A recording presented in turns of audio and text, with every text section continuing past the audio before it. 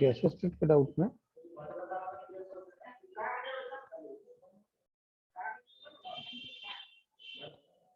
spherical balloon of 21 centimeter diameter, question number 5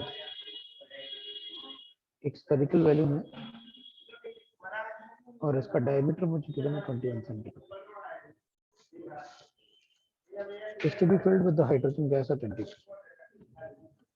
इसमें अपन H2 gas fill करेंगे NTP. NTP लिखो या H2P doesn't matter. From a cylinder containing तो hydrogen gas एक cylinder में present है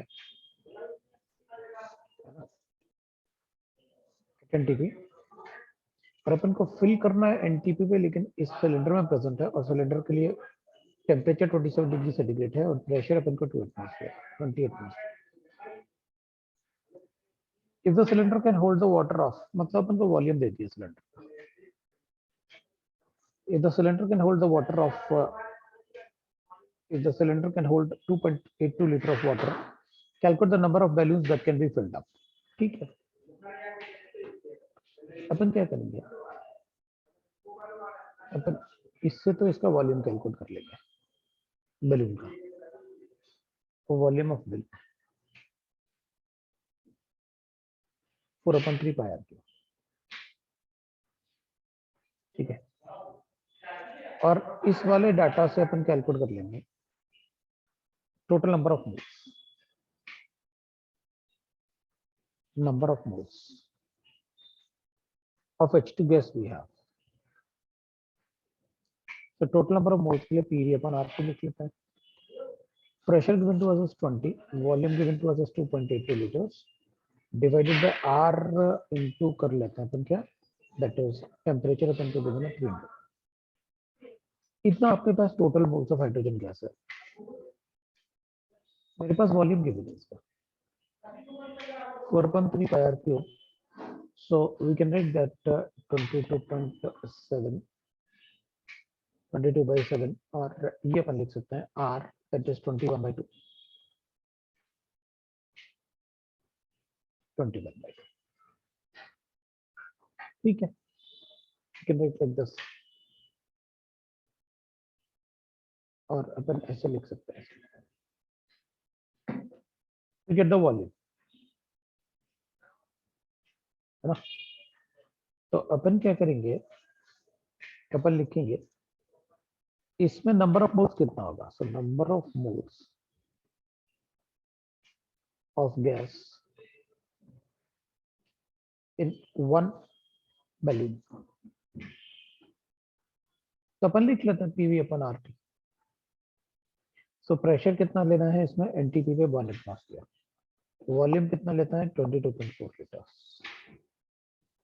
और डिवाइड बाय आर कितना लेना है अपन को, तो आर लिख लेते हैं और टेम्परेचर 270. वॉल्यूम अपन को ये नहीं लेना पड़ेगा एनटीपी पे, अपन वॉल्यूम लेंगे ये वाला, क्योंकि एक वेसल में कितना वॉल्यूम होगा तो कितने मोल्स होंगे वो अपन को पता चल जाएगा. वो तो 1 मोल का वॉल्यूम है, तो 1 मोल थोड़ी चाहिए अपन को, तो इतने वॉल्यूम में चाहिए 22 इंटू 21 इंटू 21 और डिवाइड बाई 2 करना पड़ेगा. तो अपन इसको 11 ऐसे कर देते हैं, इसको ही कर लेते हैं अपन 11 पहले. This is what we have. ये एक बैलून में मोल्स होंगे, therefore number of balloons that can be filled up. अब मैं एक बार चेक कर लेता हूं कि मुझे क्या करना है. ठीक है, एनटीपी पे. ठीक है, तो अपन क्या करेंगे, ये तो टोटल मोल्स है अपने पास, राइट. अब इस सिलेंडर में, क्योंकि यहां पर जो अपन को बैलून फिल करने हैं ना, मतलब जो इसमें मेन कंसेप्ट है अपने पास, जैसे अगर अपन लिखेंगे नंबर ऑफ बैलून्स, तो अपन लिखेंगे क्या, total number of moles, total moles divided by moles in one balloon. वो अपन कैलकुलेट कर लेंगे, मतलब दिस बाय दिस. लेकिन इसमें एक कंसेप्ट आएगा, इसमें अपन को सिलेंडर से जब अपन इसमें फिल करेंगे, सिलेंडर से जब अपन फिल करेंगे तो यहाँ पर प्रेशर ज्यादा है इसलिए फिल हो रहा है, लेकिन इसके अंदर जब प्रेशर 1 एटमॉस्फेयर होगा और इसके अंदर, क्योंकि अपन 1 एटमॉस्फेयर से 1 एटमॉस्फेयर पे थोड़ी फिल कर पाएंगे, तो अपन को ये चेक करना पड़ेगा कि कितने मोल्स ऐसे हैं जो अपन इससे इसमें फिल नहीं कर सकते अपने आप। तो ये जो टोटल मोल्स आएगा ये तो तब है ना जो इसमें प्रेजेंट है, लेकिन अपन जो मोल्स हाइड्रोजन का इससे इसमें फिल नहीं कर सकते वो अपन को कैलकुलेट करना पड़ेगा। कितना मोल्स हाइड्रोजन का है जो अपन फिल नहीं कर सकते, तो अपन कहेंगे प्रेशर जब 1 एटमॉस्फेयर होगा, वॉल्यूम तो वही रहेगा 2.82 डिवाइडेड बाय 300 आर। इतना मोल्स आप इससे इसमें फिल नहीं कर पाओगे, मतलब इसको माइनस करना, इस टोटल में से अपन को इसको माइनस करना पड़ेगा। तो अपने पास टोटल मोल्स जो यहाँ प्रेजेंट है वो हो जाएगा, that is 20 into 2.82 divided by 300 R, minus करूंगा 2.82 डिवाइडेड बाय 300 आर और डिवाइड कर लूंगा एक वॉल्यूम से, ये एक बैलून के वॉल्यूम, नंबर ऑफ मोल्स कितने होंगे, तो अपन को नंबर ऑफ मोल्स कितने बैलून फिल करना है वो अपन को पता चल जाएगा। So this will be equal to कितना, 11 into 21 into 21 divided by 273 R, ये आ जाएगा, ये अपना आंसर होगा। क्योंकि इधर से 1 एटमॉस्फेयर पे फिल करना है ना, ये भी 1 एटमॉस्फेयर पे, तो जब ये 1 एटमॉस्फेयर रह जाएगा तो इसके अंदर फिर फिल नहीं कर पाएंगे, तो इसमें कुछ गैस ऐसा होगा जो इसको फिल नहीं किया जा सकता जिस इसमें, तो कैलकुलेट कर लो, दैट इज योर आंसर, ये आपका आंसर आ जाएगा, number of balloons that can be filled, वो एग्जैक्ट आंसर मिल जाएगा अपन को।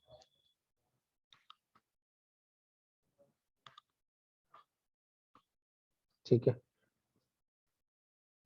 That is what we have. अब अपन दूसरा क्वेश्चन ले लेते हैं। क्वेश्चन नंबर 7 पूछा है आपने, column of 100 mm of length is contained in the middle of the narrow 1 metre length long tube closed at both the end. A column of 100 meter mm length is contained in the middle of the। अब इस type के जो barometric वाले questions है ना, next chapter में reduction oxidation पढ़ाऊंगा, next chapter में रिडक्शन ऑक्सीडेशन पढ़ाऊंगा इसका। तो क्वेश्चन नंबर 7 में क्या होगा, अ कॉलम ऑफ मरकरी। तो अब आप ये कह रहे हो कि मेरे पास एक मरकरी कॉलम है, पर ऐसे जूम कर लेते हैं मरकरी कॉलम को, है ना।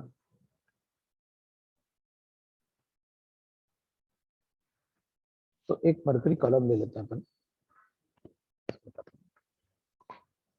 ये मान लेते हैं एक मरकरी कॉलम है, ठीक है। और इसमें एक मिडिल में एक अपन मरकरी कॉलम ले लेते हैं। अब मैं तुमसे यही कहूंगा कि भाई ये जो बैरोमेट्रिक वाले क्वेश्चन है ना, ये केमिस्ट्री में आते ही नहीं, फिजिक्स में आते हैं, वो केमिस्ट्री में डाल देते हैं फालतू में। 100 मीटर तो 100 सेंटीमीटर है, ये अपन लिख लेंगे, ये होगा अपने पास। अभी इसमें अपन क्या करेंगे, the middle of the tube, और ये जो कॉलम है ना ये 10 सेंटीमीटर का है, ठीक।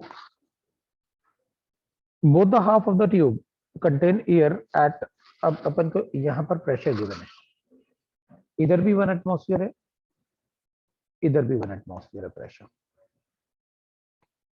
इधर भी लेंथ अपन को गिवन है 45 सेंटीमीटर, इधर भी लेंथ अपन को गिवन है 45 सेंटीमीटर। अब ये कह रहा है कि भाई ठीक है, by what distance will the column displaced if the tube is held vertical? Assume decrease in the length of the mercury column is negligible, ठीक है। और it's an isothermal process, also take the process at constant temperature, मतलब it is isothermal process। तो अब ये अपन से कह रहा है कि भाई आप ऐसे ले लो, इसको अगर मैं ऐसे लिख लूं, ऐसे लिख लेता हूं, उसको वर्टिकल ले लेते हैं, इसको वर्टिकल ले लेते हैं। तो ऑब्वियसली बात है ट्यूब जो होगा वो यहाँ पर प्रेशर अप्लाई करेगा, ये 10 सेंटीमीटर तो है ही। तो it is closed at both the end है, क्लोज्ड है बोथ द एंड में, ओपन नहीं है, क्लोज्ड है। अब अपन क्या करेंगे, अपन कहेंगे और कुछ डाटा गिवन है क्या, अपन को नहीं गिवन है, ठीक है। अपन इसमें क्या करेंगे कि देख भाई इसका लेंथ गिवन है, इसका भी लेंथ गिवन है, इसका प्रेशर गिवन है, इसका भी प्रेशर गिवन है, इसका वॉल्यूम और इसका भी वॉल्यूम गिवन है। इसको अपन साइड ए मान लेते हैं और इसको साइड बी मान लेते हैं।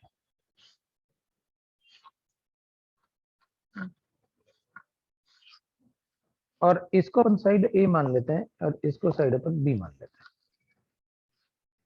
तो देख भाई अगर इसको ए साइड माना, इसको बी साइड माना, तो इनिशियली तो अपन कहेंगे इस तरफ नंबर ऑफ मोल्स, मतलब Na की तरफ कितने मोल्स हैं वो कैलकुलेट कर लेते हैं।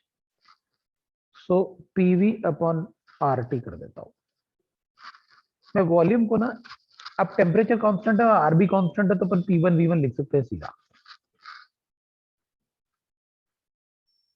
अपने पास इधर मोल्स आ गया कितना, प्रेशर 760 मतलब 1 एटमॉस्फेयर। वॉल्यूम को मैं वो 76 ले लेता हूँ mm में, क्योंकि मैं सेंटीमीटर में लेंथ को भी लूंगा। तो मैं इधर लिख लेता हूँ मैं प्रेशर 76 का 1 एटमॉस्फेयर लेते हैं। अपन ध्यान रखेंगे कि अपन ने वॉल्यूम को क्या ले रखा है। तो प्रेशर 1 एटमॉस्फेयर है, इसको एरिया इनटू लेंथ कर देता हूँ, LA कर लेता हूँ, डिवाइड बाय कर लेता हूँ RT। और number of moles of site on B side में जो नंबर ऑफ मोल्स होंगे वो भी PV अपॉन RT होंगे।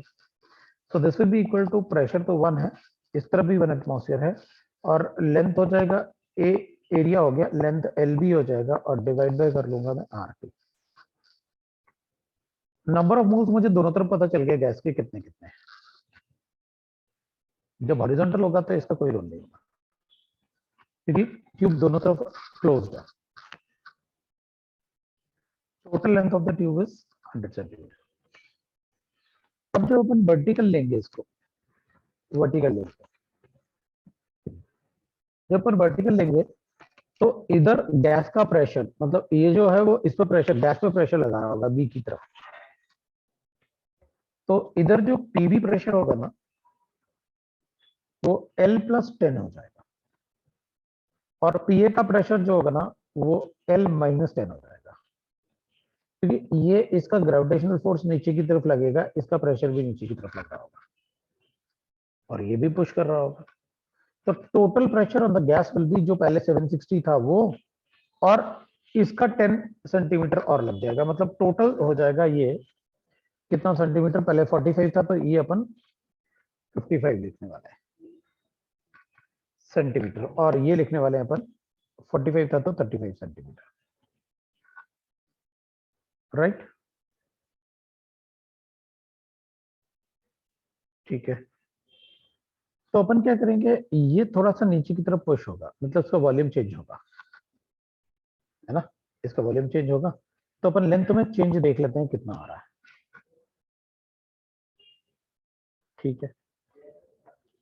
अब अपन को ये पता था कि ये 45 सेंटीमीटर है, ये भी 45 सेंटीमीटर है। अब प्रेशर चेंज हो रहा है तो लेंथ अपन चेक करेंगे। अब नंबर ऑफ मोल्स फिर चेक करते हैं। Na will be equal to, pressure कितना आ जाएगा, तो प्रेशर हो गया अपने पास 35 बाई 760, मतलब इट विल बी 76 है। सो 35 बाई, इधर प्रेशर कितना था, 1 एटमॉस्फेयर था, इधर प्रेशर मुझे पीए कैलकुलेट करना पड़ेगा। ये तो लेंथ चेंज हो रहा है, एक मिनट रुकना, ये तो लेंथ चेंज हो रहा है, अपन प्रेशर क्यों लिखें भाई, लेंथ चेंज हो रहा है ना। तो लेंथ में अपन कहेंगे, एक रुकना मैं प्रेशर चेक कर लूं, क्योंकि अब मुझे ये पता है कि इस पे जो इस गैस पे जो प्रेशर लगेगा +10 लेना पड़ेगा मुझे। मतलब अब प्रेशर ऑफ बी, जैसे यहाँ पर प्रेशर ऑफ बी था ना, ये 1 एटमॉस्फेयर, तो प्रेशर ऑफ बी +10 सेंटीमीटर हो जाएगा,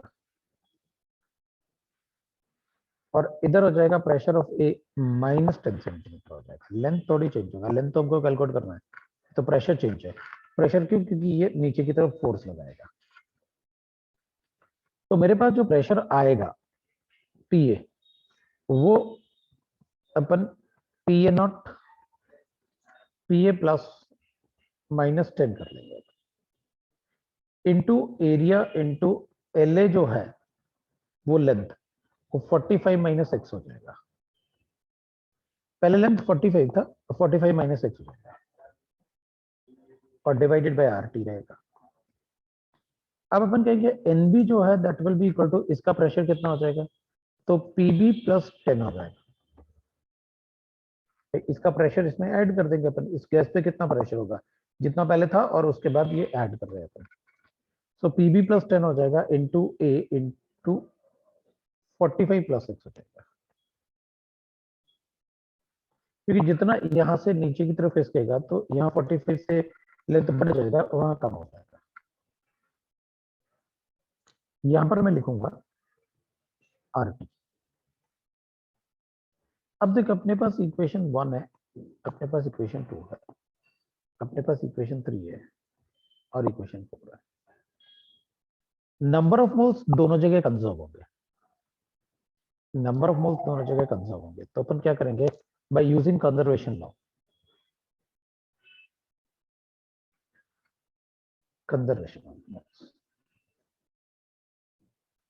ऑफ मोल्स, क्योंकि मरकरी से गैस पास नहीं हो सकता ऊपर नीचे, तो मोल्स तो जितने यहां पर रहेंगे ए साइड में, उतने ही मोल्स ए साइड में यहाँ रहेंगे, तो मोल्स को कंजर्व कर लो। तो number of moles of equation 1 और 3 से करते हैं अपन, है। सो फ्रॉम इक्वेशन 1 and 3,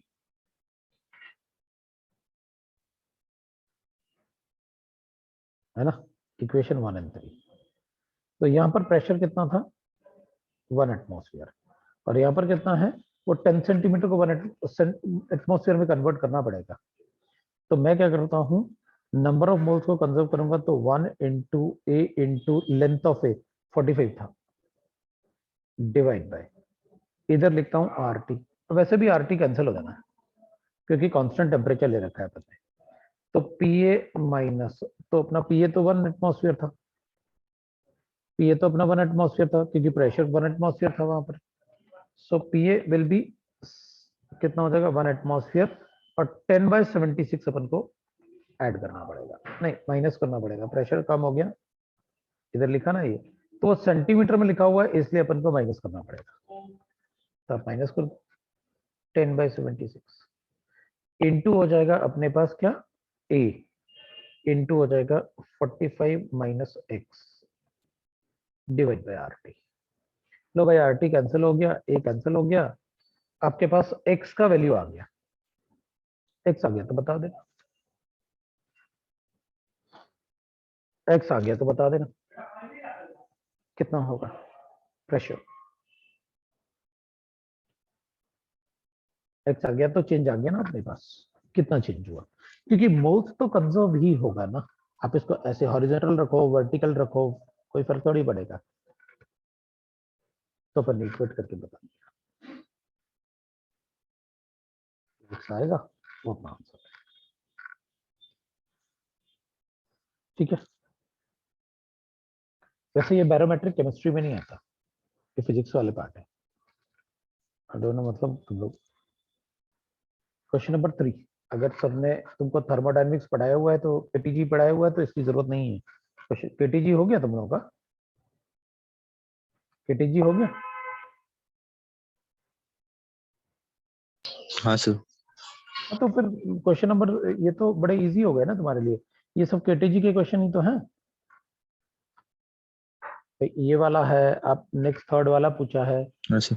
वो सब केटीजी के क्वेश्चन हैं। और अगर केटीजी हो गया तो फिर आपका ये तो हो गया।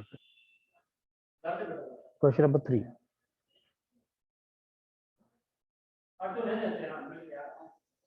क्वेश्चन नंबर 3, क्वेश्चन नंबर 3 में पहले डायग्राम बना लेता हूं मैं, स्ट्रेटेजी हो गया तो तुम लोग फटाफट समझ भी लोगे। फिर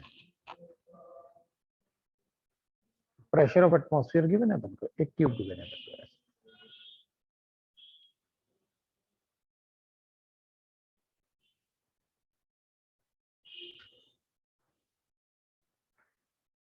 यहाँ पर बीच में अपन को एक कॉलम ट्रैप्ड गिवन है। पहले तो अपन डायग्राम बना रहे हैं, वो कॉलम किसका है मुझे नहीं पता।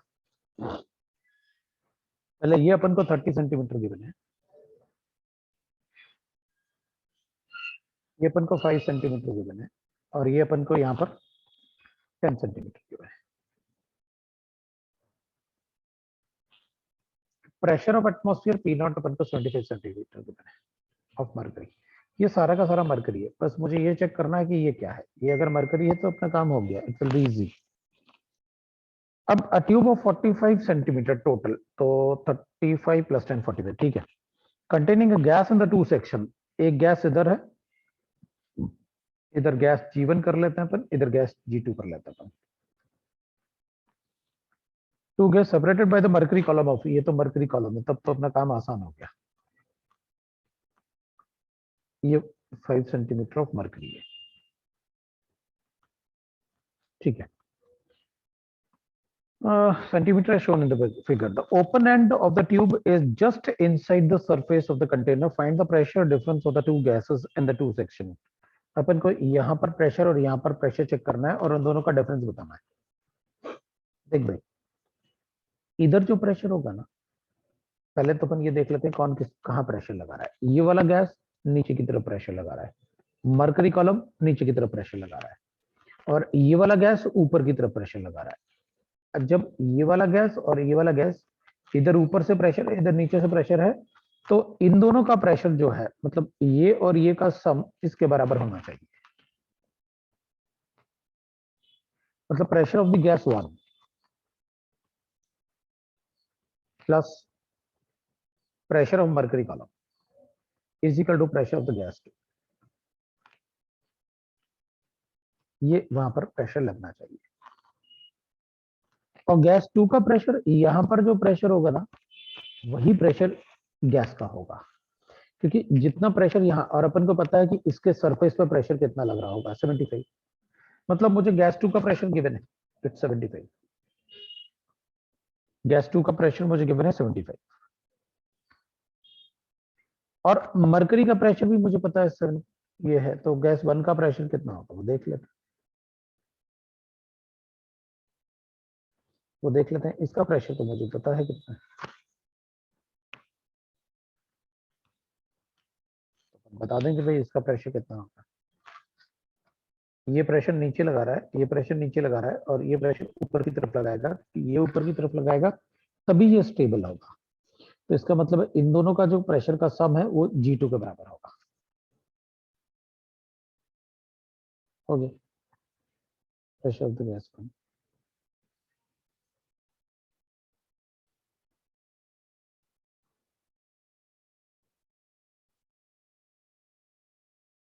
तो प्रेशर डिफरेंस सही आ गया।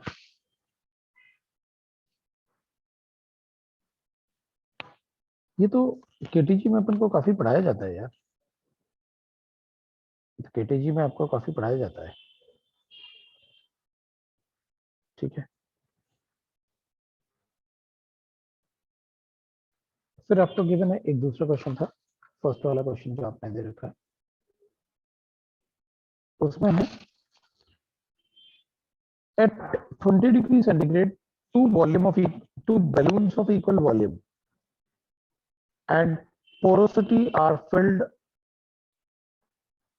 to a pressure of 2 atmosphere, one with 14 kg N2 and other with 1 kg of H2. The N2 leaks to the pressure of this much in 1 hour. How long it will take for balloon to the pressure of this much?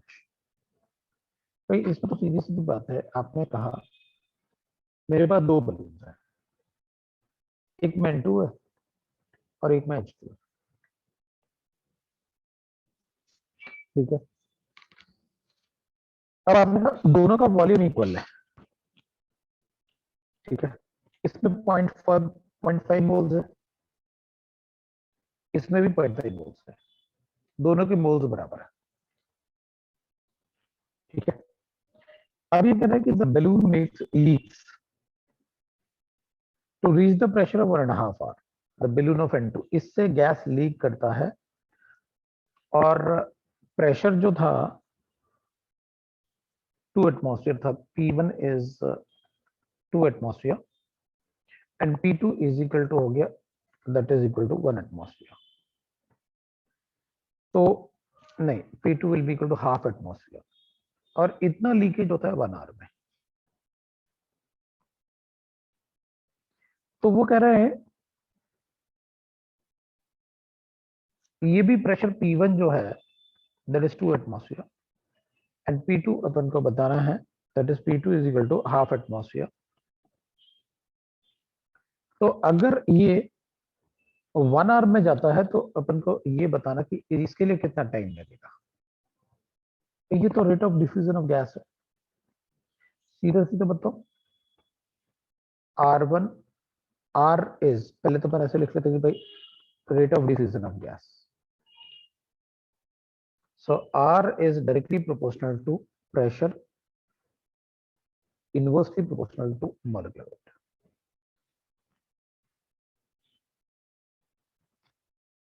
आप pressure की जगह difference in pressure ले लो,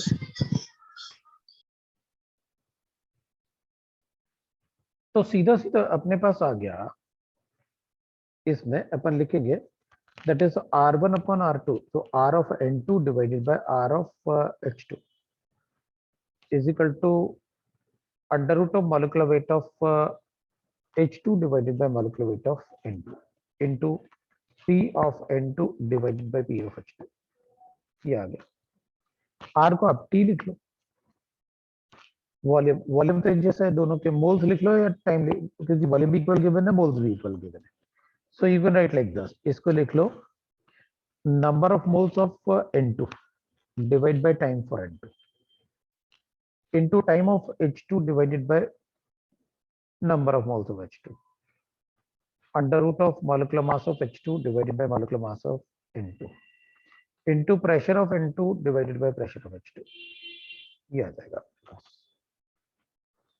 तो ये तो equal है, time of H2 कितना वो कैलकुलेट करना है अपन को, टाइम ऑफ N2 कितना 1 आवर गिवन है अपन को, मॉलिक्यूलर मास कितना H2 का 2 और N2 का 28 multiply by pressure of N2, कितना प्रेशर डिफरेंस है दैट इज 1.5 और N2 का प्रेशर डिफरेंस कितना है वो भी 1.5। ठीक है, प्रेशर डिफरेंस दोनों का 1.5। P इज इक्वल टू आ गया अंडर रूट ऑफ 1/14। ले भैया टाइप, क्योंकि इसका मास बहुत छोटा है ना इसके कंपैरिजन में, इसका मास बहुत कम है। अगर मास बहुत कम होगा तो इसका ये प्रेशर रीच करने में बहुत कम टाइम लगेगा, इसका मास ज्यादा होगा उसका रेट ऑफ ट्रेवल कम होगा। तो वी कैन रेट दिस, हो जाएगा। चलो भाई ठीक है, नेक्स्ट क्वेश्चन देख लेते हैं। नेक्स्ट क्वेश्चन में gaseous mixture contain oxygen and another unknown gas. तो मेरे पास गिवन है अ gaseous mixture contain O2 plus gas X ले लेते हैं अपन, ये अननोन गैस होगा और इनमें इसका मोलर रेशियो 4:1, ये molar ratio 4:1। Diffuse through a porous plug, ये डिफ्यूज होता है in 245 seconds. Under similar condition same volume of oxygen, अगर मैं सिर्फ ऑक्सीजन लेता हूं, only oxygen, same volume of oxygen, it takes 220 seconds to diffuse। Calculate the molecular mass of unknown gas। तो मैं कहूंगा अपन फिर से ले लो ना, यही ले लो, rate of diffusion of mixture divided by rate of diffusion of water. Molecular mass of the mixture ले लो,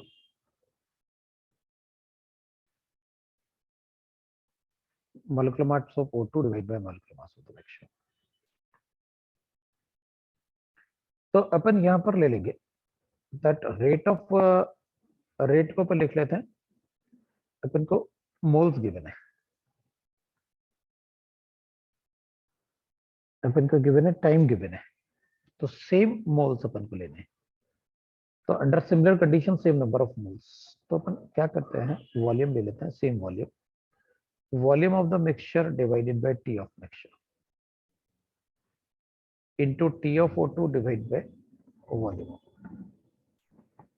under root of molecular mass of oxygen is 32 और मिक्सचर का मॉलिक्यूलर मास होगा कितना, ऑक्सीजन और अननोन गैस है, तो ठीक है ऑक्सीजन को लिख लेते हैं और अननोन गैस को लिख देते हैं।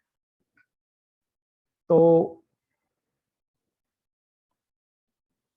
32 इंटू 4 डिवाइड बाई 5 कर लेता हूँ, plus x into 1 divided by 5 कर देता हूँ।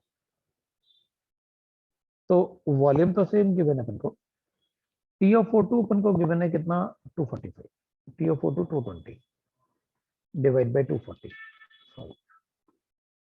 तो इंटू कर लेता हूँ 220 divided by 245 is equal to हो जाएगा 32 डिवाइड बाई, है ना,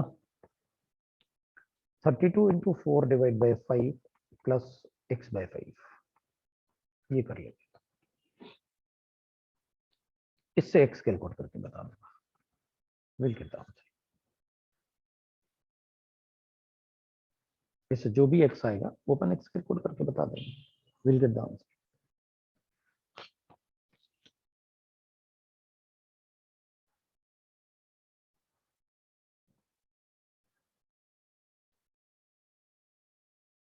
जो भी आप कैलकुलेट करोगे वो आंसर होना चाहिए।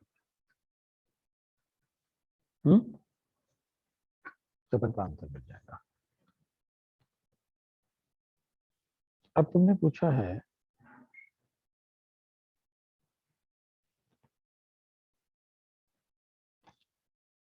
नेक्स्ट क्वेश्चन पे जाता है,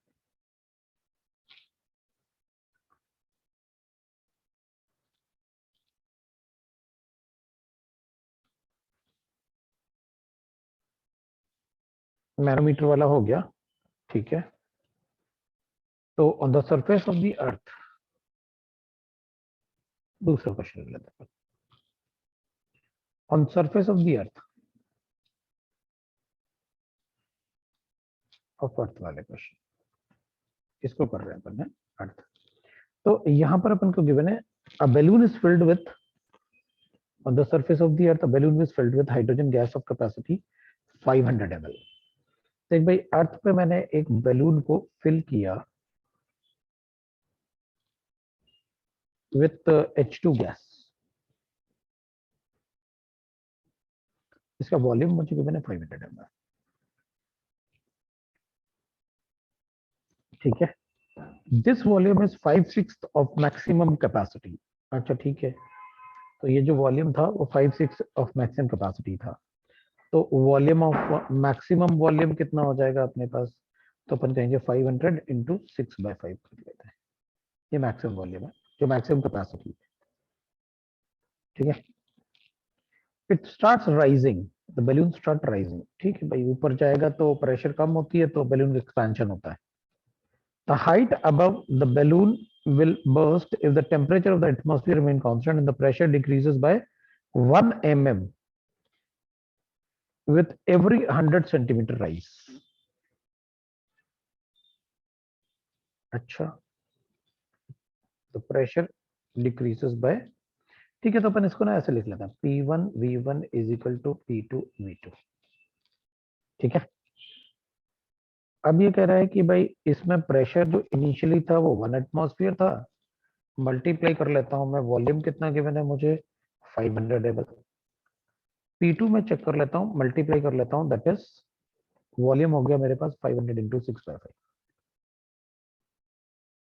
तो P2 मेरे पास आ गया, that will be equal to 5/6।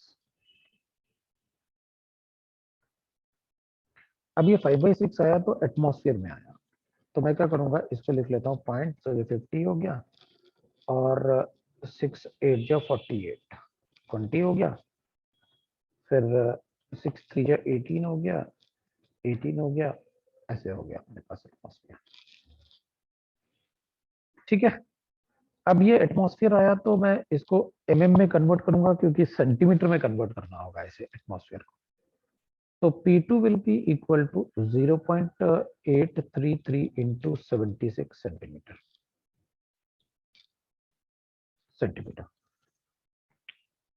तो ये कह रहा है कि भाई द हाइट अबव विच, तो इससे अपन कैलकुलेट कर लेंगे ना, P2 अपन को सेंटीमीटर मिल गया है ना, तो कितना प्रेशर डिक्रीज हुआ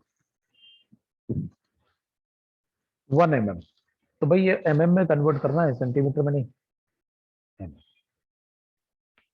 तो अपन क्या करते हैं कि there four P2 P1 minus P2 कर लेते हैं अपन।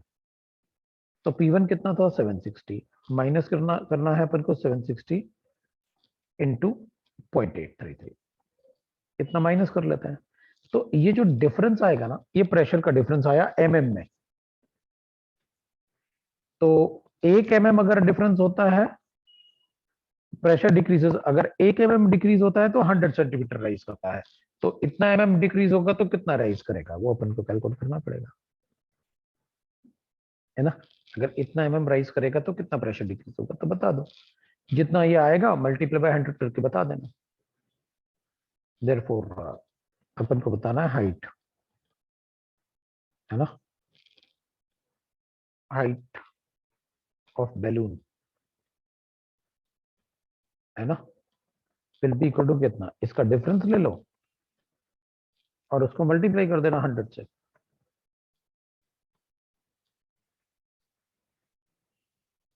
ये लगाओ।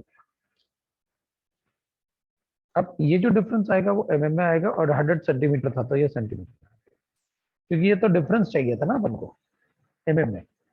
तो उसमें लिखा ना कि 1 mm अगर डिक्रीज होता है with every 100 degree, with every 100 centimetre, तो अपन को प्रेशर डिफरेंस ये मिल रहा है। तो इतने प्रेशर डिफरेंस में अगर एक में 100 होता है तो बताओ इतने प्रेशर में कितना हाइट आएगा। हो गया, बन गया अपना क्वेश्चन।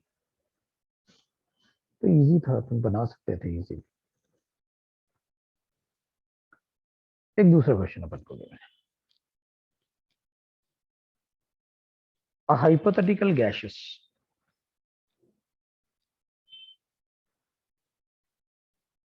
Hypothetical gases. अपन तो कह रहे हैं कि एक हाइपोथेटिकल गैसेस एलिमेंट है having a molecular formula mx is completely changed to another gaseous allotrope having a molecular formula my। तो वो कह रहा है कि एक अपने पास mx था और मैं इसको चेंज करूंगा my में। करो। In this act the volume of the gas is contracted by 12 ml to a volume of 8 ml। तो ये कह रहा है कि अपन कहेंगे कि इन दिस एक्ट, पहले तो अपन बैलेंस कर देते हैं। So in this act, the volume of the gas is contracted by 12 ml to a volume of 8 ml। तो इसका मतलब है कि यहां पर 8 ml बच गया और यहां पर 20 ml था। तो डिक्रीज कॉन्ट्रैक्ट कितना हुआ, contracted bye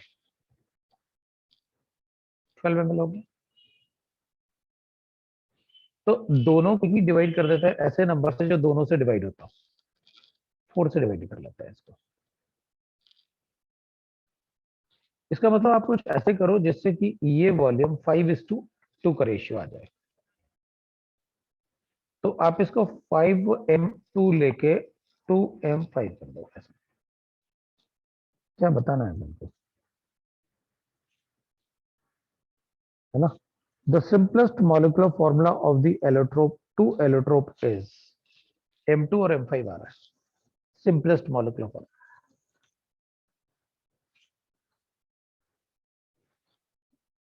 of the allotrope is ना, of the two allotrope are, हाँ तो m2 और m5 आ रहा है।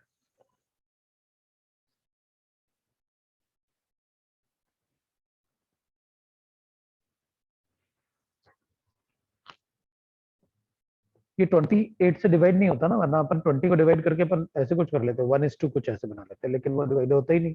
तो अपन एक ऐसे नंबर से डिवाइड किया so that we get minimum integers.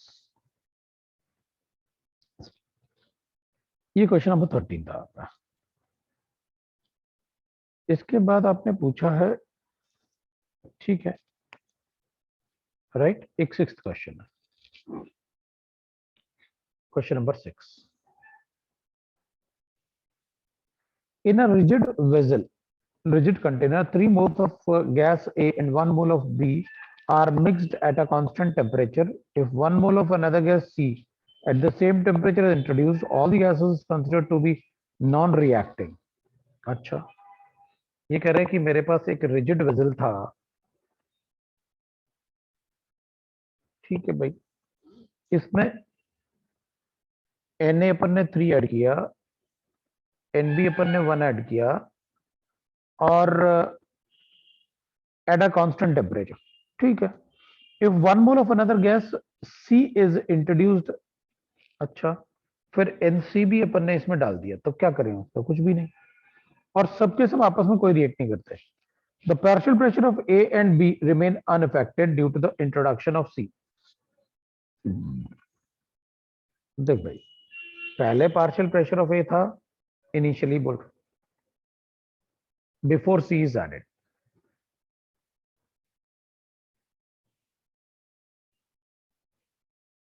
Partial pressure of A था, that is 3/4 into P total, और पार्शियल प्रेशर ऑफ बी था 1/4 into P total. After addition of C,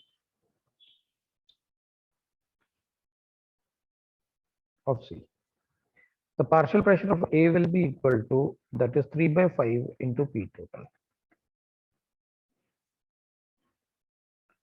suppose करते हैं इन दोनों का जो प्रेशर था, अज्यूम कर लेते हैं अपन कि इन दोनों का प्रेशर जो था वो 4 एटमॉस्फेयर था। इसके इंट्रोड्यूस करने से प्रेशर भी बड़ा होगा, तो मैंने मोलर रेशियो के हिसाब से ही प्रेशर ले लिया, तो टोटल प्रेशर हो गया 5 एटमॉस्फेयर। तो अगर मैं इसको 3/4 इंटू 4 करूं तो 3 आएगा, और 3/5 इंटू 5 करूं, अगर मैं नंबर ऑफ मोल्स अज्यूम कर लूं कि 1 मोल ऐड करने से सी उतना ही प्रेशर देगा, क्योंकि इसके अंदर क्या होगा ना, partial pressure is equal to होता है मोल फ्रैक्शन, है ना, partial pressure is equal to होता है mole fraction. Partial pressure of A will be equal to number of moles of A divide by RT upon V. ये सारा part constant रहता है,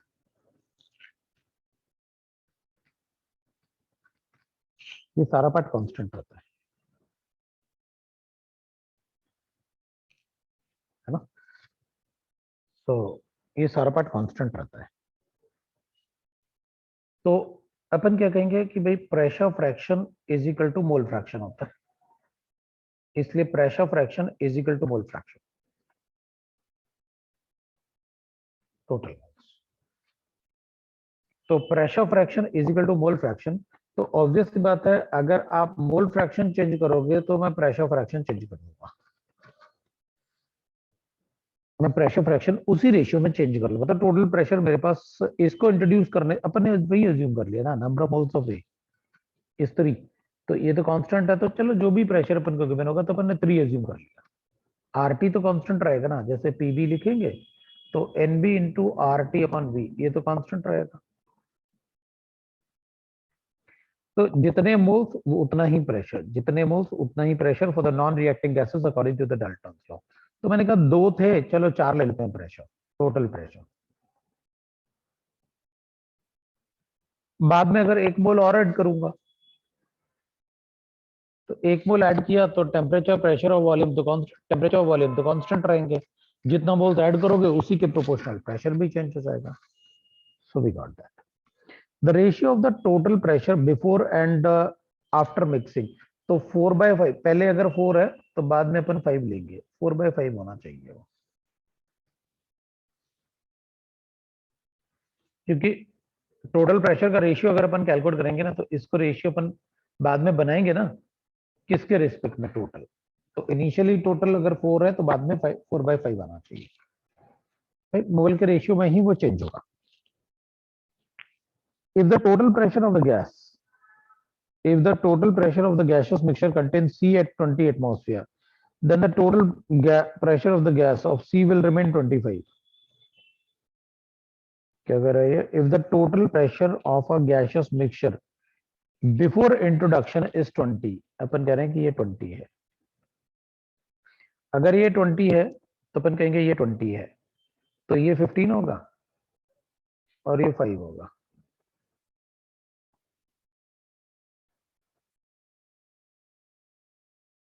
है ना, और ये 5 होगा, तो 20 हो जाएगा। तो आफ्टर इंट्रोडक्शन ऑफ सी के कितने मोल ऐड कर रहे हो आप? 1। हाँ, तो उसको 25 होना चाहिए ना, वो भी करेक्ट है। क्या बोल रहा है ये? देन ये मोर देन वन ऑप्शन है क्या? ये मोर देन वन ऑप्शन आ रहे हैं? हाँ सर। नहीं है?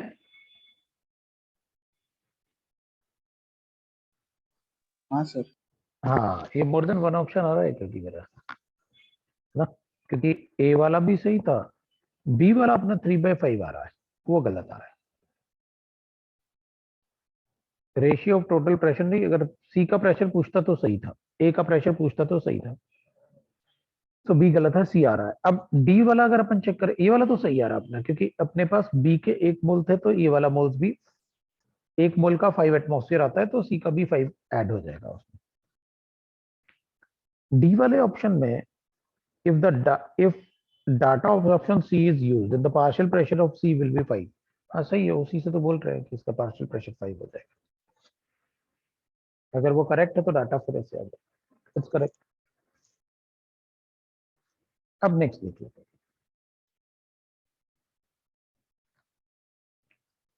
क्वेश्चन नंबर 7 देख लेते हैं। Carbon monoxide and oxygen react according to the reaction. ठीक है भाई, ट्वाइस ऑफ CO।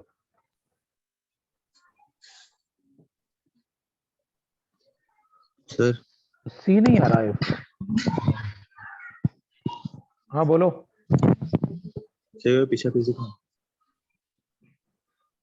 इसका ऑप्शन अपन ने लिखा है ए,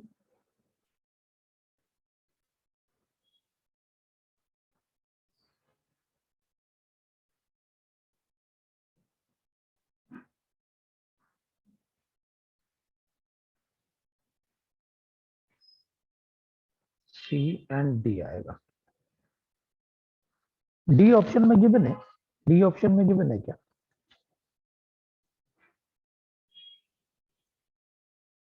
हाँ सर गिवन है। हाँ, तो फिर सी तो आएगी। अगर डी गिवन नहीं होता तो मैं सोचता पता नहीं क्या किया उन्होंने, कुछ किया होगा, देन सर है ना। तो अगर डी गिवन है तो सी 100% होगा। फिर तो अपन को कोई प्रॉब्लम ही नहीं। CO+O2 जो है ना, ये रिएक्शन अपन को गिवन है, twice of CO2।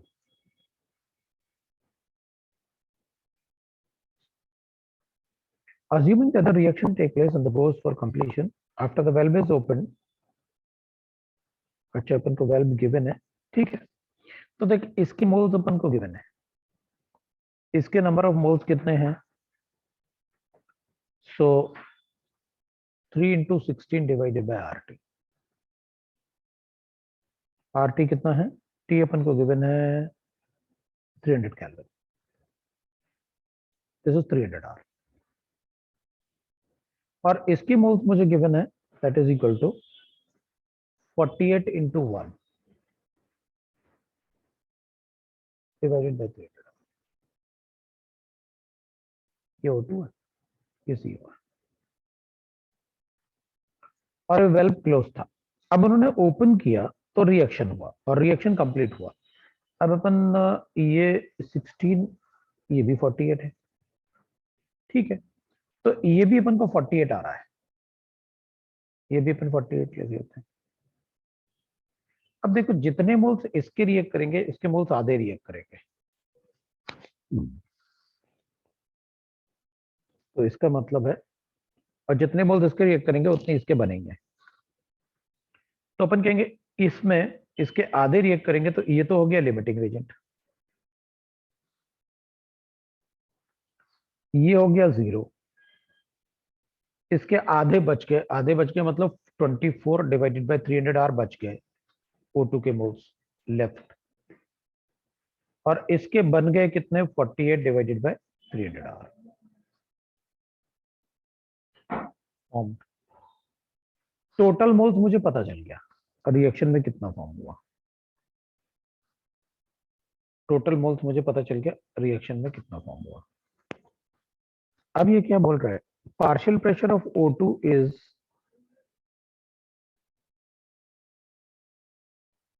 Partial pressure of O2 is, अच्छा ठीक है, partial pressure of O2 divided by total pressure is equal to number of moles of O2 divided by total moles. तो mole fraction is equal to 10 multiply by P total ले लेते हैं। अभी P total कितना हो जाएगा, एक minute रुकते हैं देख लेते हैं, एक बार और पढ़ लेता हूँ। A carbon monoxide and react to form a reaction, assuming that the reaction take place and goes for completion. ठीक है, after the valve open in the apparatus, represent accompanying the figure. Also assume that the temperature is fixed at 300 Kelvin. ठीक है, अब इसमें number of moles अपन को check करने पड़ेंगे। तो partial pressure of O2, number of moles of O2 कितना है 24 divide by 300 R divided by कितना हो जाएगा, टोटल मोल्स हो जाएगा अपने पास ये दोनों का सम, कैलकुलेट करना ही पड़ेगा अपन को। टोटल प्रेशर कितना हो जाएगा, तो इससे अपन टोटल प्रेशर कैलकुलेट कर लेते हैं। Total pressure is equal to हो जाएगा मेरे पास, पहले पी टोटल कैलकुलेट कर लेते हैं। So P total is equal to हो जाएगा total moles R T upon कितना हो जाएगा, that will be equal to total volume. So मेरे पास टोटल मोल्स आ जाएंगे इन दोनों का sum, so that is equal to 24 divide by 300 R plus that will be equal to 48 divide by 300 R into 300 R divide by total volume कितना आ रहा है 3 प्लस 4 आ रहा है। 300 आर तो कैंसिल हो रहा है, तो अपने पास आ गया 24 प्लस 48 कितना हो गया, सो 2 और 1 5 प्लस 2 72 डिवाइड बाय 4 आ रहा है। सो ये आ रहा है अपने पास 1 और 3, सो 8 आ रहा है, 18 एटमॉस्फेयर आ रहा है।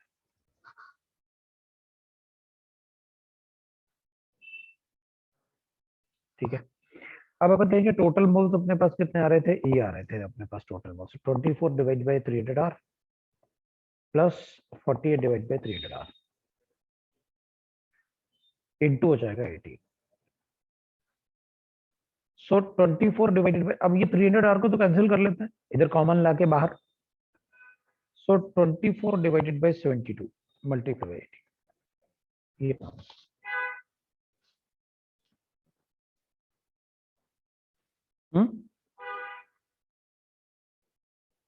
कर लोगे अब, number of moles of CO2 अब हो जाएगा ना।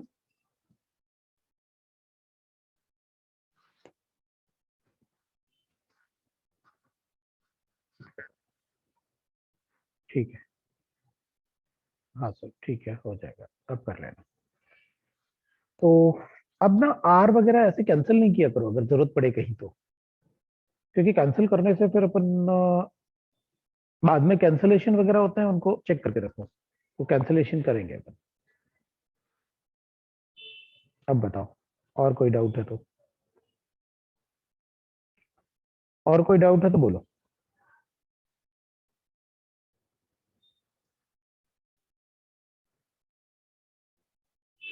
और कोई डाउट है तो बोलो।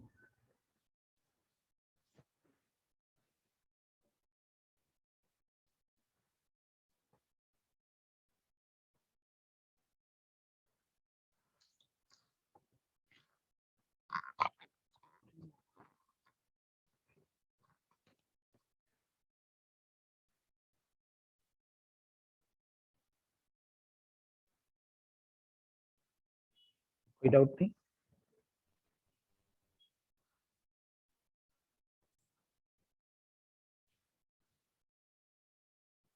बताओ भाई, इक्विलिब्रियम के प्रीवियस यूज। अरे डाउट्स तो डाउट्स है, तो जो अब ना अपन पढ़ेंगे अगर, तो ज्यादा टाइम नहीं बचा हुआ अपने लिए पढ़ने के लिए। तो अगर कुछ पूछना है तो तुम लोग पूछ लो, डाउट्स अगर पूछना चाहते हो तो पूछ लो। आराम से काफी सारे क्वेश्चन हैं।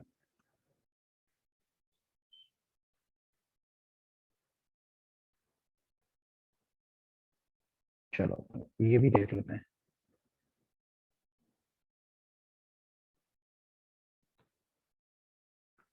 तो अपन को गिवन है केमिकल इक्विलिब्रियम के डाउट्स है।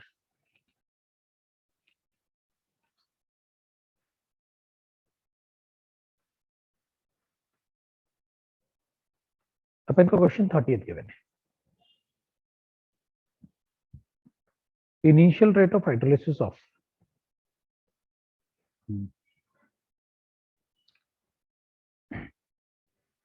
the initial rate of hydrolysis of methyl acetate 1 molar is given by, but the weak acid is 1/10 in the strong cases. तो ठीक है, अपन को रेट गिवन है is equal to K into concentration of methyl acetate, ये अपन को given है। अब अगर अपन कॉन्सेंट्रेशन चेंज करेंगे तो इसका कॉन्सेंट्रेशन तो 1 मोलर गिवन है अपन को। The initial rate of methyl acetate with the weak acid is 1/100 times। ठीक है भाई, ये 1/100 टाइम्स वीक एसिड में इज इक्वल टू के इंटू कॉन्सेंट्रेशन ऑफ 1। ये इक्वेशन 1 है मेरे पास। और अगर मैं स्ट्रॉन्ग एसिड यूज करता तो rate will be equal to that is K into concentration of 1 molar. ये मेरे पास आता रेट, ये 1/100 था, ये रेट था मेरे पास, है ना? ये था अपने पास। तो अपन क्या बोलते हैं, कॉन्सेंट्रेशन अपन को 1 मोलर गिवन है, तो अपन कहते हैं देयरफॉर इधर जो अपने पास के आ रहा है फॉर वीक एसिड, अपन क्या करते हैं इस आर को, ये वाला आर रेशियो ले लेते हैं, तो अपन को क्या मिलेगा, अपन ये अज्यूम कर लेते हैं for weak acid K will be equal to that is 10 की पावर -2। ये आ रहा है अपने पास, के विल बी इक्वल टू 10 की पावर -2, है ना? तो एक मिनट रुकना, अपन के कैसे ले लेंगे, 1/2, तो 1/100 टाइम्स आ रहा है इसके लिए के का वैल्यू। ठीक है, फॉर वीक एसिड, ये वीक एसिड के लिए है और ये इसके लिए। ठीक है, तो अपन को एक बात पता है कि H plus ion concentration will be equal to होता है √k इंटू सी। सी तो अपन को गिवन है 1 मोलर, ये तो 1 मोलर गिवन है अपन को। अगर मुझे H प्लस आयन पता चल जाए वीक एसिड का तो अपना काम हो जाए। और H प्लस आयन कितना आ रहा है अपने पास, दैट इज KH, जो रेट है उसको अपन इक्वेशन 1 और 2 को अगर कोरिलेट करें तो इसका K, अब ये जो K होगा इसको अपन K डैश बना लेते हैं, इसको अपन K डैश बना लेते हैं। Concentration of H plus ion into 1 molar आ जाएगा, इसको भी अपन K डैश बना लेते हैं और कंसंट्रेशन ऑफ H प्लस आइन ले लेते हैं। अपन को दोनों ही के ही कंसंट्रेशन 1 मोलर गिवन है, ये भी 1 गिवन है, ये भी 1 गिवन है ना? तो अपन क्या करेंगे, अपन कहेंगे अगर इन दोनों को इक्वेट करें तो ये वीक एसिड है और ये स्ट्रॉन्ग एसिड है, तो अपने पास आ जाएगा इन दोनों को इक्वेट करके that H plus ion of weak acid is equal to 10 की पावर 1/2 है, 1/100 10 की power move 2 times of concentration, that is rate in case of strong acid. concentration तो अपने पास आ रहा है 10 की power -2 is equal to under root of k into 1, तो अपने पास आ रहा ना therefore k will be equal to 10 की पावर -4 आता है, ये आ रहा है भाई मेरे पास 10 की पावर -4 रेट इक्वेशन लिखते हैं।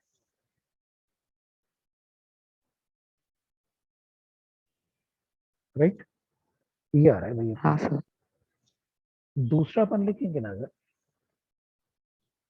Question number 31, the copper and copper का डिस्प्रोपोर्शनेशन है, ठीक है, ये होता है डिस्प्रोपोर्शनेशन, कॉपर +1 डिस्प्रोपोर्शनेट होके कॉपर और कॉपर +2 में डिस्प्रोपोर्शनेट होता है, ये तो ठीक है। In aqueous solution at 25 degrees centigrade, shift the reaction to the left in the presence of,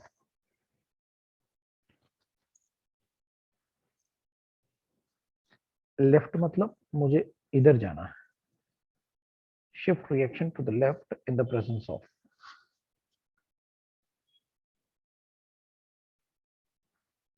यार इसमें मुझे अगर कुछ नहीं भी आता है तो मैं इसमें आंसर को ए टिक कर दूंगा,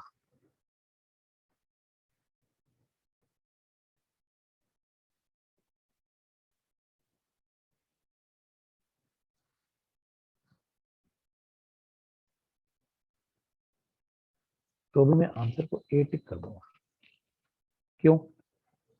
CuCl, CuSCN, CuCl all are white PPT,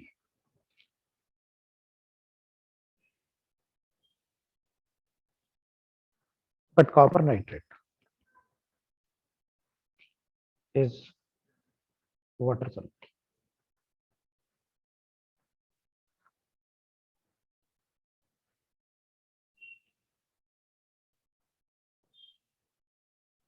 All nitrate are 100% water soluble. अभी these are white PPT, तो होता क्या है ना, पहले रिएक्शन में अगर अपने पास CuCl2 गिवन है ना, तो it will get converted into CuCl plus Cl2। अगर CuSCN गिवन है ना, तो भी ये CuSCN बना देगा प्लस SCN प्लस। इवन अगर CuCN गिवन है ना, तो these are called pseudo halogens, क्योंकि वो हेलोजन की तरह बिहेव करते हैं। CuCN plus CN Cyanogen gas.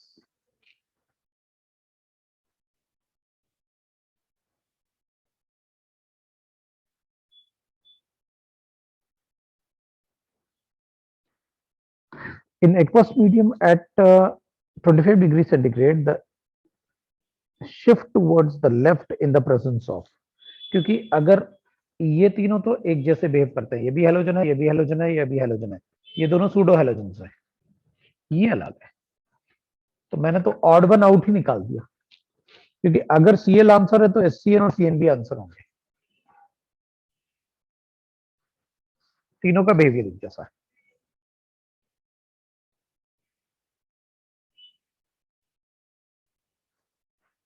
नहीं, ये तो तुम वन ऑप्शन करेक्ट बोल रहे ना मुझे,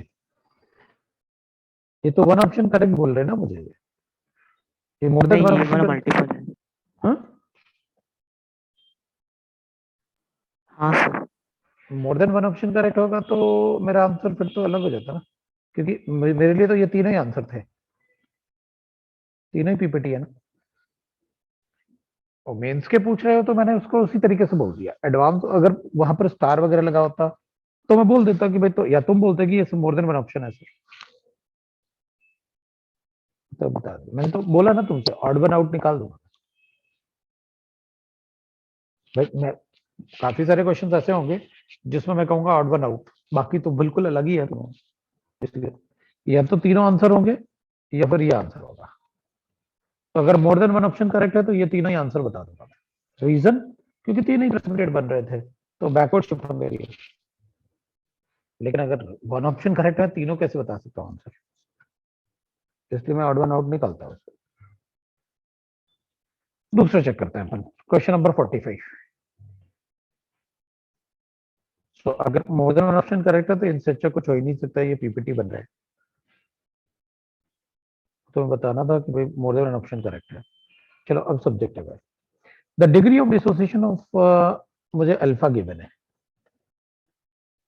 0.4, टेम्परेचर गिवन है, प्रेशर गिवन है,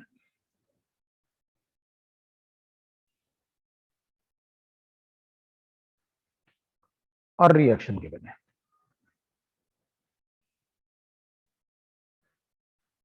ये गिवन है। Assuming the ideal gas behavior of all the gases, calculate the density at equilibrium state. Temperature 400 है, 1 atmosphere. Relative mass given है. Pressure of equilibrium.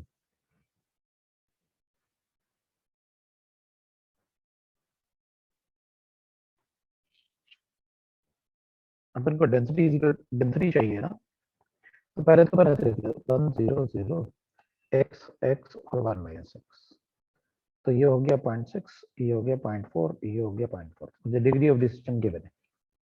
So molecular mass of the mixture मेरे पास आ गया, Cl2 होता है 71 multiply by 0.4 divide by 1। PCl3 होगा 31 plus 71 plus 35.2, तो ये रहेगा 5 7 10 13, तो 137.5 इंटू प्लस हो गया मेरे पास 208.5 इंटू 0.6। ये हो गया molecular mass of mixture. P of mixture, M of mixture is equal to D of mixture into R। P of mixture मुझे गिवन है 1 atmosphere, molecular mass of the mixture मैंने calculate कर लिया, इज इक्वल टू D मुझसे पूछा है, R 1/12 है और टेम्परेचर मुझे 400 गिवन है। लो भाई आंसर आ गया डेंसिटी की, मॉलिक्यूलर मास मुझे गिवन है ना, ये यही तो कैलकुलेट करना है, बाकी क्वेश्चन तो इजी है और कैलकुलेशन भी इजी है, फटाफट कैलकुलेट भी हो जाएगा।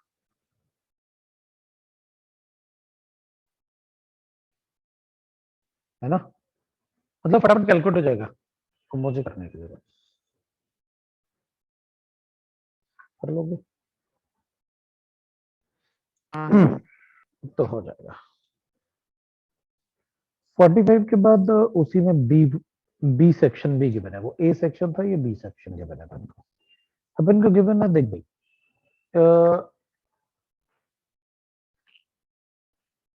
सिल्वर अमोनियम ए अपन को गिवन है, इक्विलिब्रियम में गिवन है, एजीआई गिवन है प्लस अमोनिया गिवन है। इसमें केसी गिवन है, इसका चलेगा, डिसोसिएशन कांस्टेंट गिवन है। If ammonia is added to a water solution containing excess of AgCl only, calculate the concentration of the complex मतलब ये कैलकुलेट करना है। ठीक, इसका केसी कितना गिवन है अपन को, 6.2 इंटू 10 की पावर माइनस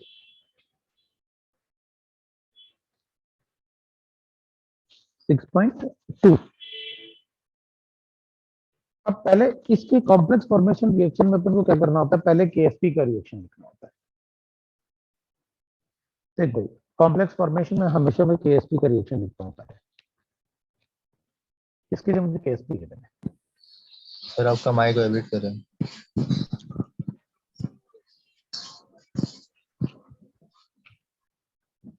अब ठीक है, हाँ सर। तो पहले मैं लिखूंगा ये,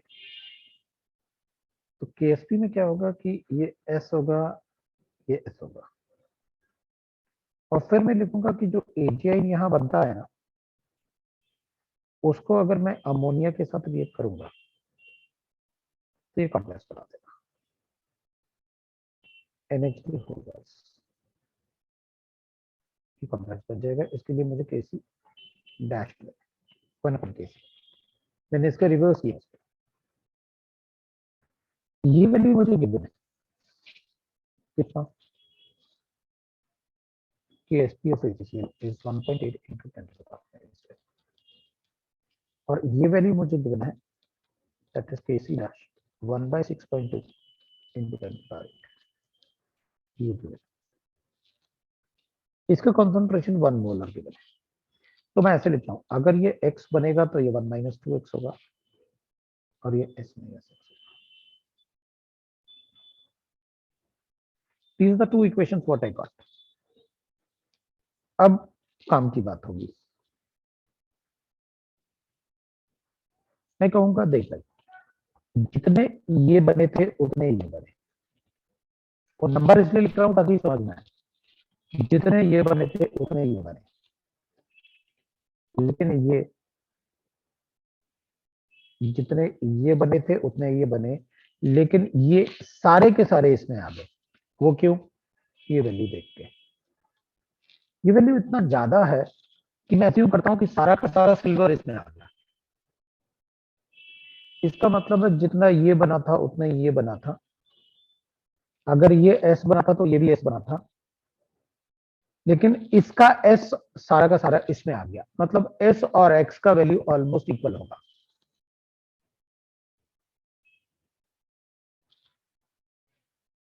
फिर जितने ये बने थे उतने ये बने थे, लेकिन ये वैल्यू को देख के मैं बोल सकता हूं कि ये रिएक्शन ऑलमोस्ट कंप्लीट हो गया।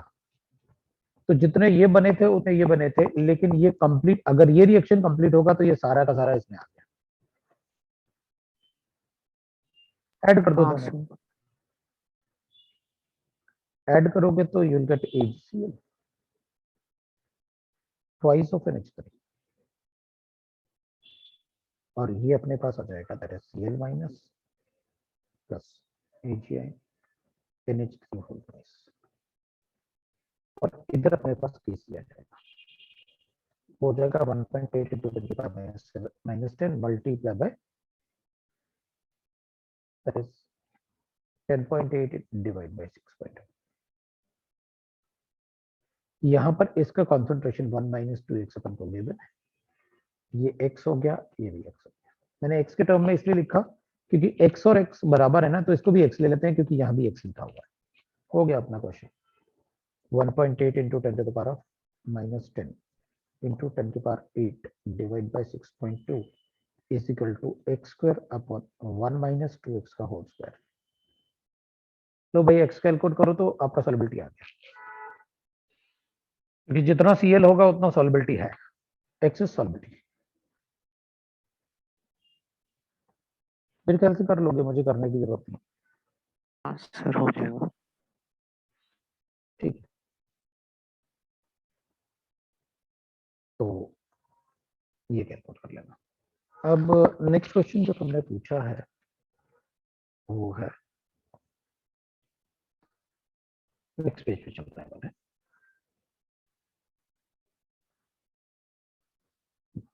आप मुझसे कह रहे हो AgCl is treated with Na2CO3,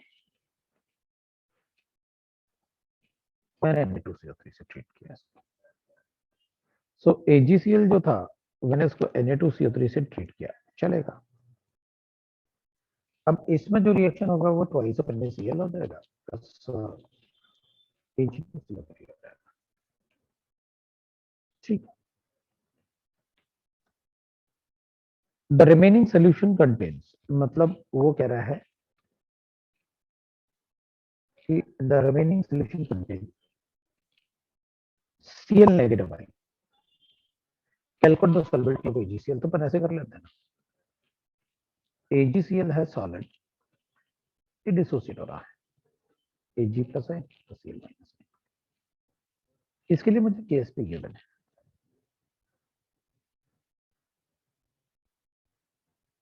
ठीक है। और ये कह रहा है कि जो AgI होता है ना, वो कार्बोनेट से रिएक्ट करता है to get converted to Ag2CO3, ये सॉलिड है। इसके लिए मुझे KSP गिवन है, ठीक। इसका सॉल्युबिलिटी S था, इसका सॉल्युबिलिटी X था, अगर ये X बना तो ये मेरे पास गिवन था, कितना गिवन था अपन के पास, 5 into 1.5 मिलीमोल, और ये कितना है, दिस इज S माइनस 2।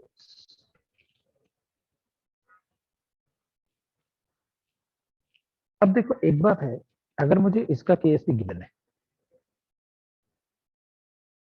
अगर मुझे इसका केएसपी गिवन है, Na2CO3 कितना लिया था अपन ने, Na2CO3 ये गिवन है अपने पास। तो जो Na2CO3 अपन ने यहाँ पर लिया हुआ था उसके मिलीमोल्स मुझे पता है 5 × 1.2 ये लिया था मैंने Na2CO3। अगर मुझे Cl नेगेटिव सोल्यूशन में गिवन है,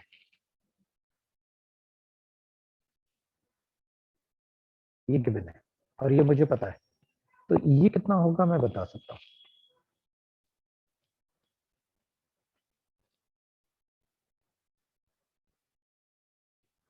क्योंकि KSP of Ag2CO3 will be like this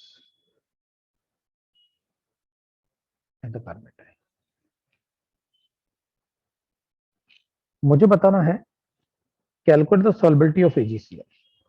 मुझे AgCl का सॉल्बिलिटी अगर बताना है, what is the solubility of this, कितना ये डिसॉल्व हुआ, तो इसका मोल्स पर लीटर चाहिए मुझे, इसका मोल्स पर लीटर चाहिए। तो मुझे क्या करना होगा, मुझे Cl नेगेटिव आयन चेक करना होगा। Cl नेगेटिव आयन अपन को कितना गिवन है क्वेश्चन में, 0.02 02 20 है ना, डिवाइडेड बाय 35.5। इससे मुझे क्लोराइड आयन आ जाएगा जो सोल्यूशन में प्रेजेंट होगा,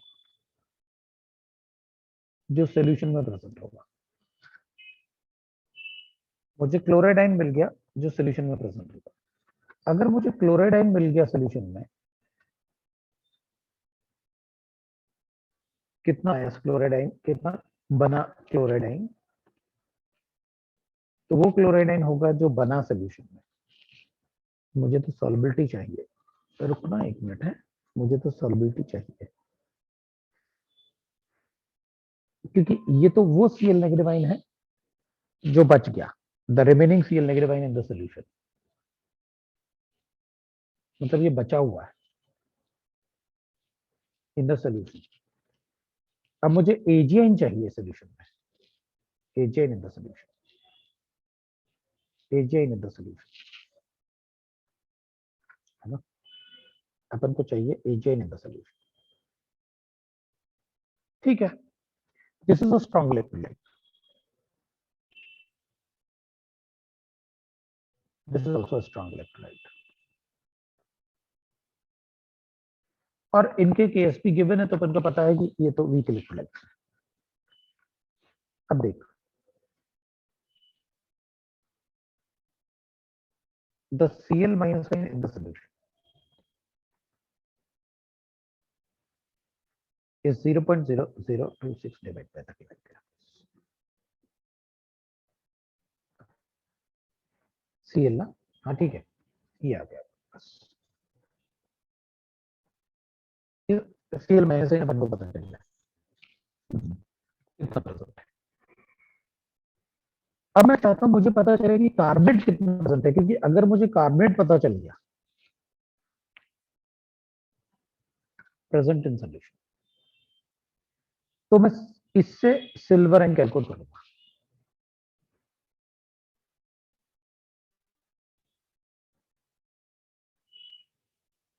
तो कार्बेट आयन कितना रिएक्टिव कैसे पता चलेगा मुझे,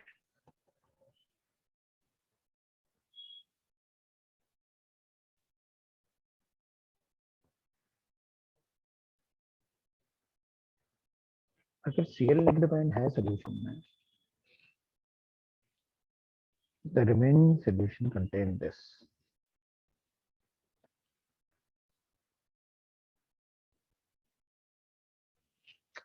क्वेश्चन में क्या पूछ रहा है, एक मिनट रुकना, मैं एक बार सोच लूं। A sample of AgCl is treated with this, sample of AgCl is treated with this। AgCl तो इक्विलिब्रियम में था, उसमें अपन ने Na2CO3 डाल दिया, उसका कार्बेट आयन इससे रिएक्ट करता है, फॉर्म दिस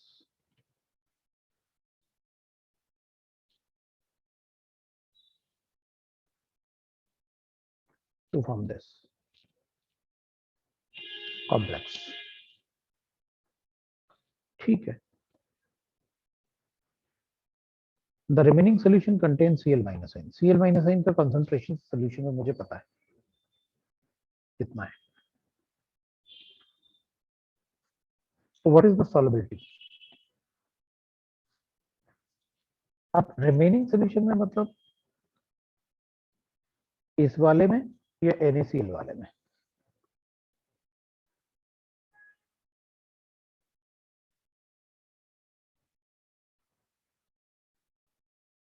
NaCl वाले में मुझे इसका सॉल्युबिलिटी चेक करना है, तो मुझे यहां से ये इधर से ये आया।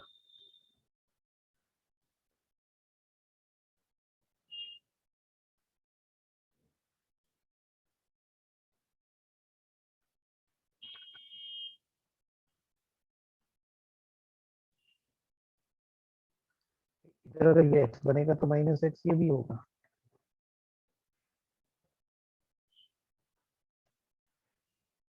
इसका कंसंट्रेशन अपन को 1.5 मोलर गिवन है, तो लिखेंगे अपन की भाई ये तो बिल्कुल पिछले वाले क्वेश्चन जैसा है, बस Cl देके गड़बड़ कर रहे हैं।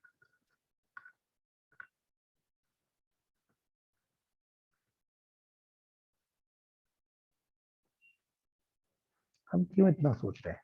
पिछले वाला क्वेश्चन किया ना तुमने, सीधा सीधा करो ना। ये मोल्स पर लीटर अपन को गिवन है, इसके मोल्स कितने हो गए? 5 × 1.5 solubility is moles per litre divided by 1000 minus x कर दे तो इसका वैल्यू अपन KSP मत लिखो, इसका KC अज्यूम कर। इसका KC मुझे गिवन है 1.8 × 10⁻12 ये गिवन है, और इसका KSP मुझे गिवन है, इसका KSP अपन को कितना गिवन है? दैट इज इक्वल टू 1.8 ×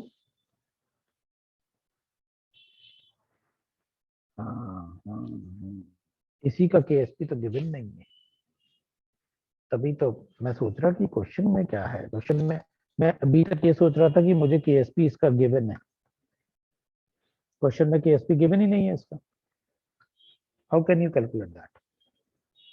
वही तो मैं सोच रहा अब तक कि मैं सोच रहा कि ये गिवन है, मुझे क्वेश्चन में नहीं गिवन है। वही तो मैं सोच रहा हूँ कि अगर KSP है तो मुझे दो दो जगह से AGN मिलेगा ना, हो गया मेरा काम। मुझे अब तक ये लग रहा था कि ये गिवन है, मुझे तो डाटा लिखा तो वो नहीं गिवन है। अभी तो इजी हो गया ना क्वेश्चन मेरे लिए। KSP अपन को गिवन नहीं है तो अपन क्या करेंगे, जितने मोल्स इसके आए ना, जितने मोल्स इसके आए हैं उसके आधे मोल्स इसके रिएक्ट कर गए, जितने मोल्स के आए उसके आधे मोल्स इसके रिएक्ट कर गए। इसके मोल्स अपने पास हैं, अगर मान लो ये मोल्स हैं, मिली मोल्स को मोल्स में कन्वर्ट किया, अगर इसके मोल्स x है तो इसके -x/2 ले लेंगे, तो रिमेनिंग आ गया अपने पास कि कितना कार्बोनेट रिमेनिंग है सोल्यूशन में। अब अपना क्वेश्चन सॉल्व हो गया, अपना क्वेश्चन सॉल्व हो गया। भाई मुझे ये पता चल गया कि Cl क्वेश्चन में जब तुमने दिया ना ये Cl कितना बना टोटल, तो जितना Cl बना होगा उतना ही NaCl रहा होगा, तो उसको माइनस कर लेते हैं इससे। अपने पास आ गया कि भाई इससे माइनस करोगे तो कार्बोनेट आयन के कॉन्सेंट्रेशन आ गए, तो कार्बोनेट आयन का KSP गिवन है ना अपन को Ag2CO3, that will be equal to concentration of AgI into concentration of carbonate ion। ये मुझे गिवन है 8.2 × 10⁻12, ये मुझे कैलकुलेट करना है, और ये कार्बोनेट आयन मुझे यहां से मिलेगा। हो गया, यही तो चाहिए था भाई। आप क्या करोगे, आपके पास कार्बोनेट आयन गिवन है, इसको इसको और अच्छे से लिख लेता हूं मैं, क्योंकि वो अब तक मुझे लग रहा था कि यार इतना सारा डाटा गिवन है, मुझे लग रहा था KSP गिवन है तो मैं कैलकुलेट कैसे करूं, इधर से भी AgI आ रहा था। ये अपन को गिवन था, इसके मोल्स कितने गिवन है? 1.5 × 5/1000, ये इसके मोल्स। अगर मुझे concentration of Cl negative ion given है 0.0026 डिवाइडेड बाय 35.5, ये मुझे गिवन है ग्राम पर लीटर, ये भी अपन ने मोल्स पर लीटर ले लिया, मोल्स। तो Cl नेगेटिव आयन सोल्यूशन में अगर मुझे गिवन है जो टोटल Cl नेगेटिव आयन है, तो टोटल Cl नेगेटिव आयन से जितना Cl नेगेटिव आयन होगा यहां पर, अब अपन को क्या करना है, इसका जो 1 और 2 का रेशियो है ना वो, तो ये अपन को total Cl negative ion given है सोल्यूशन। तो इससे जब ये रिएक्ट करेगा तो कितने ये डबल बनेंगे, तो इसका कितना होना चाहिए, तो ये जो Cl नेगेटिव आयन यहां बने ना वो ट्वाइस ऑफ NaCl, मतलब टोटल 2 Cl नेगेटिव आयन है। हाँ तो ये कितना रिएक्ट करेगा, तो जितने इसके कॉन्सेंट्रेशन आएंगे उसका आधा ये रिएक्ट करेगा, तो डिवाइड बाय 2 ऐसे कर लेते हैं।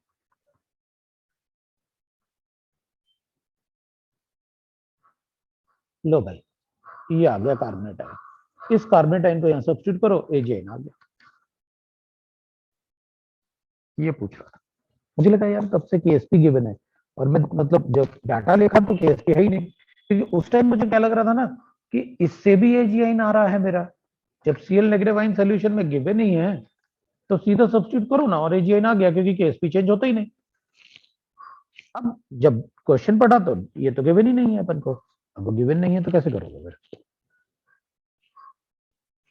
दूसरा वाला देखते हैं अपन। अब दूसरे क्वेश्चन में अपन को गिवन है the average concentration of SO2 in the atmosphere is 10 ppm। हाँ तो ठीक है ना,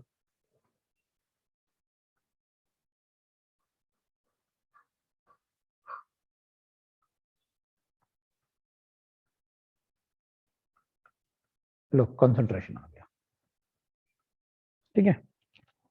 व्हेन द एवरेज टेम्परेचर, अब टेम्परेचर का कोई रोल नहीं होता है, the solubility of SO2 in the, अपन को गिवन है the solubility of SO2 in water is this much, pK given है, calculate the pH on that day. अच्छा, तो मैक्सिमम सॉल्युबिलिटी अपन को गिवन है कितनी होती है SO2 की, तो अपन क्या करेंगे H2S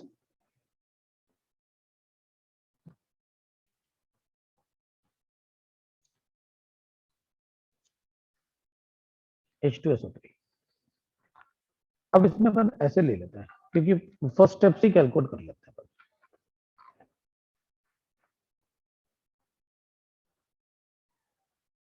ठीक है, क्योंकि SO2 मतलब H2SO3,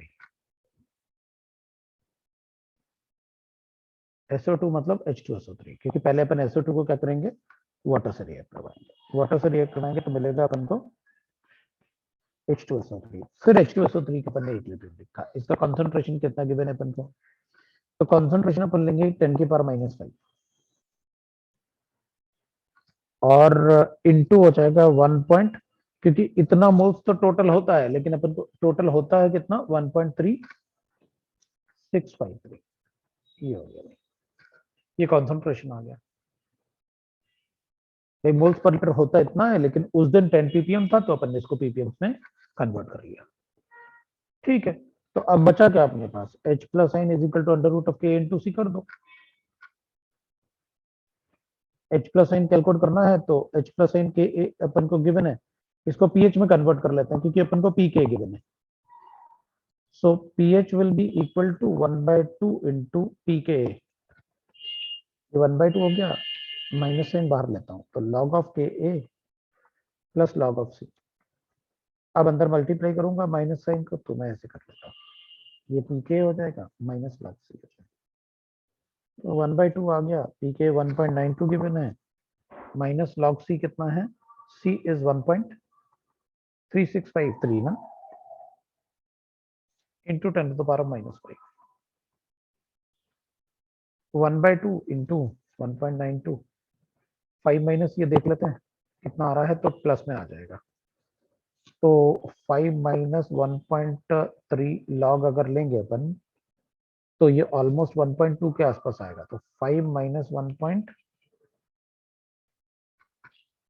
ही आ रहा है, 1.25 के आसपास, मतलब इसके आसपास आंसर आ जाएगा अपना, 5 माइनस 0.125, तो 4.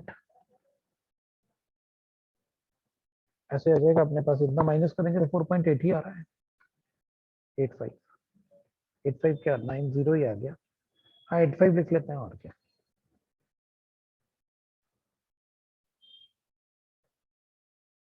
.15 ले लिया लेकिन अपन ने 0.15 थोड़ा ज्यादा हो जाएगा, अपन को कम करना पड़ेगा। तो 88 ले लो, थोड़ा अच्छा आंसर आ जाएगा। तो ऐड कर लेते हैं 1.92 और 4.88, 0 1, तो 9 2 18 8 कैपिटल 1 डिवाइड बाई 2 कर लेते हैं, 3.4 आ रहा है।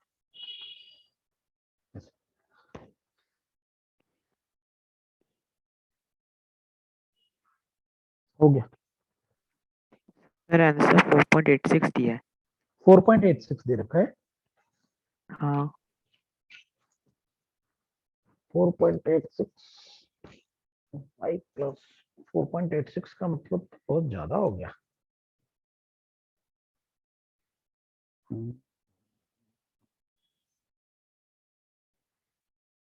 ये 1.92 ही दे रखा है ना। हाँ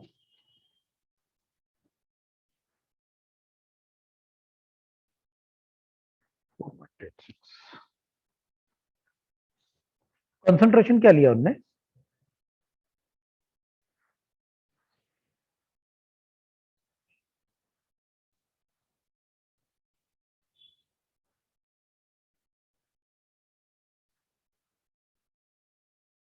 किया तो अपन ने सारा कुछ सही है, किया तो अपन ने सारा कुछ सही है।